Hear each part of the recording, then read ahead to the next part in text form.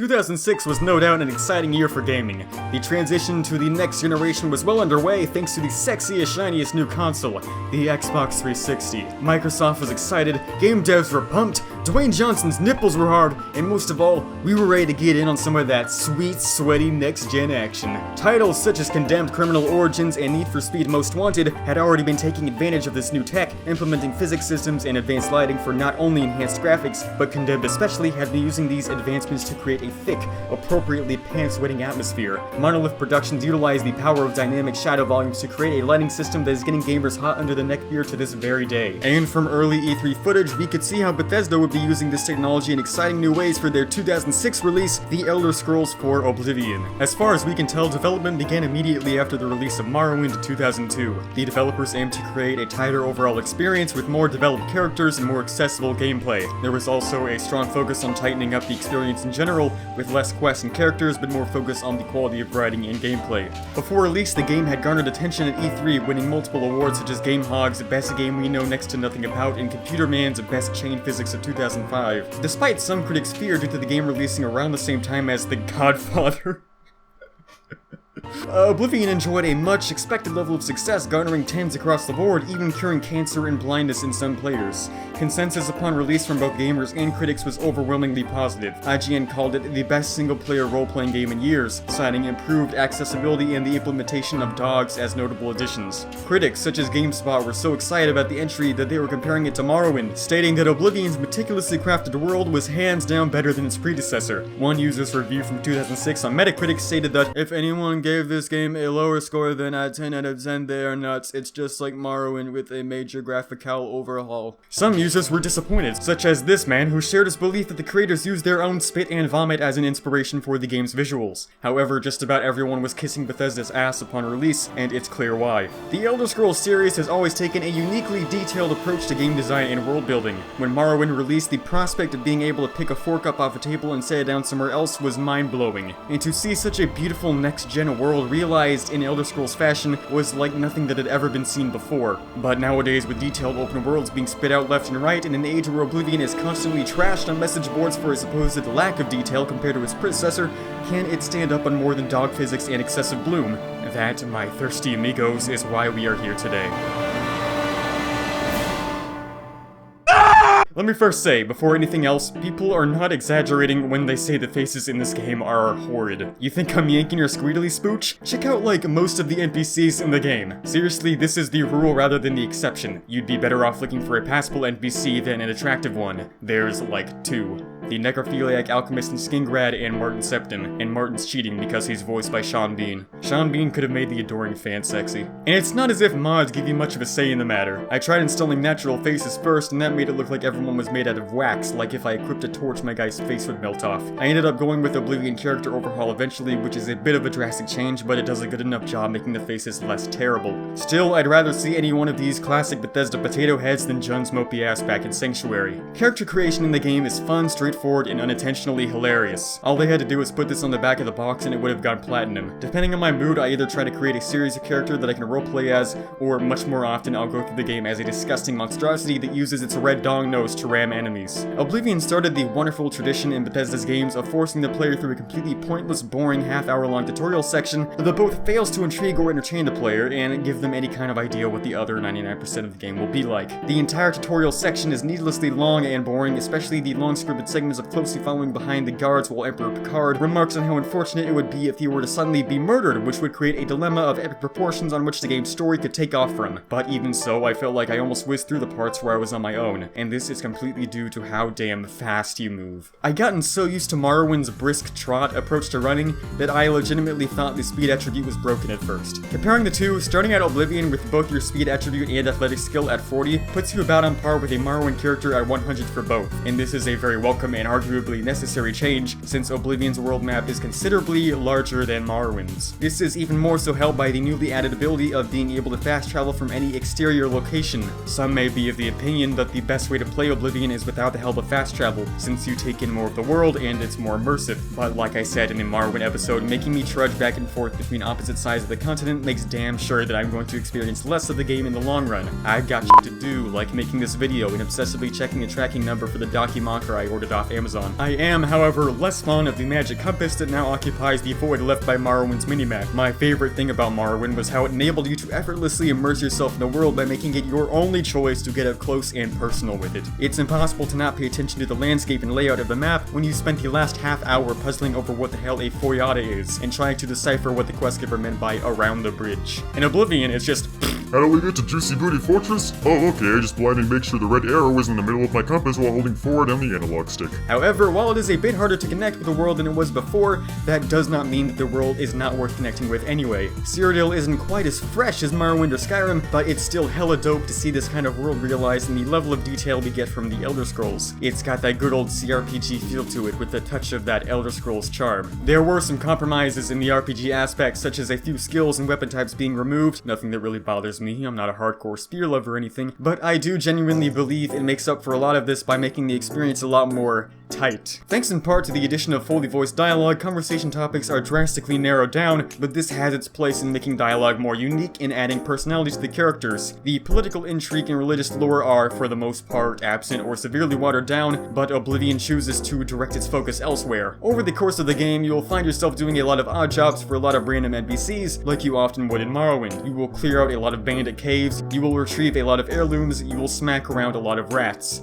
You are used to this. What you are not used to, though, is the level of thought put into it. Morrowind had an intriguing world with intriguing ideas and intriguing concepts, and I would say that the game did an absolutely fantastic job of integrating its quest into the intriguing world, ideas, and concepts. However, for the most part, it did not have intriguing quests. I don't know where you nerds get off at proving your worth to every damn person you come across. I mean, if you're into that sort of thing, that's cool, I won't judge. Just don't do it around my children. But I've always been into more small, personal character interactions, and Oblivion has that in spades. Like, the first quest you ever do in the Anvil Fighters Guild is a parody of the first quest you ever do for the Fighters Guild in Morrowind. In Morrowind, you go on a quest to walk to a dark elf woman's house and clear a bunch of rats out of her attic. And before you ask, no, that's not a euphemism for anything. It's fairly straightforward and unremarkable, aside from how the woman has this weird little quirk with how she's obsessed with pillows or something. At the start of the quest from Oblivion that parallels this one, you're given orders to go to a dark elf woman's house and take care of a reported rat problem. When you get there expecting some rat-smacking action, the woman tells you that something's been killing them! It's horrible! My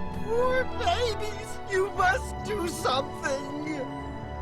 all of this ends up taking you through this small, self-contained storyline of going outside the city with a hunter and exterminating a pack of lions, trying to figure out if someone is purposely attracting lions to her basement, and in the end making a decision on whether you want to lie to cover the culprit's ass, or stick by your duties and report what you've learned. You see, Morrowind had a great way of incorporating its quests into the lore and using them as a vehicle of exploring the world. However, Oblivion treats its quests as their own separate entities, and this overall makes the quest in Oblivion significantly more enjoyable and worthwhile. Randomly pick out any two quests from both games, and upon comparison, a strong pattern will start to emerge. The Morrowind quest, where you are told by your guild superior to escort a man from Balmor to Pelagiad, is a strict A to B task, with no twists or conflicts at any point, besides the ever-present option to just stove the guy's head in and take his stuff instead. You are immediately supplied at the very beginning of the quest with all relevant information and all possible outcomes, and from that point on, your only goal is to do the simple thing that you were told to do. I can think of very few quests of this nature in Oblivion. It's never just a straight journey from A to P with one goal. In just about every quest, you will be misinformed, tempted to go against your duties. At times, what will seem like a simple, straightforward task will dramatically evolve into something more complex. Hell, I haven't even mentioned the one questline that everybody loves. The questline that is probably my favorite questline out of any Elder Scrolls game. The Dark Brotherhood.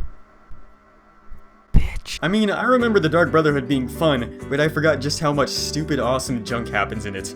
I found myself sneaking aboard a pirate ship by hiding in a storage crate, breaking into prison to kill a guy and promptly escaping from the guards by streaking all the way back out, dramatically staging someone's death and then going into their tomb to revive them and escape while fighting off the zombified corpses of his dead relatives. If this does not make you want to go back and play this game right now, you probably hate fun and dogs. This is fundamentally awesome and hilarious, despite the fact the situation is presented with the tact and finesse you've come to expect from Bethesda's RPGs. And it's not even like all the questline has to offer is cheap thrills. If you're looking for some good characterization in your RPGs, look no further than the Abandoned House in Cheydinhall. The Dark Brotherhood Sanctuary is chock full of some of the most likable personalities in the game. Every time you accept a contract, you're given the option to ask your brothers and sisters for advice before leaving, and you're going to want to do so every time. Not just because their insight and experience can give you hints and optional routes, but just because it's that much fun to hear them talk. This one time, I had a contract to kill a little Nord girl at her birthday party. She asked me if I was the jester, so I said to her, "No, I am a messenger of death. You should have seen the look on her face." Anyway, she won't be seeing age 6. And that makes it all the more heart-wrenching when you're forced to kill them. Oh, spoiler alert. Once you've spent some time in the world doing cool stuff like the cool dude you are, you'll probably want to unload all the mad stacks you've gained from becoming the leader of 8 different factions. This is when you will inevitably want to visit some of these shops, and will inevitably be sorely disappointed. There are lots of different shops you can visit, and like 3 types of them are worth bothering with. Armorers, alchemists, and magic dudes. Every other kind of shop is absolutely worthless and quite frankly a waste of your time and effort. I've played through this game 857 times, and this is the first time I've ever been inside of the feedback. What's the point? Jensine, I don't think Thorinir is as much of a factor in your low profits as much as the fact that all you have in stock is 3 types of folded cloth, 2 silver pitchers, and an Akaviria Warblade. You seem to be marketing to a very rare, very interesting type of person.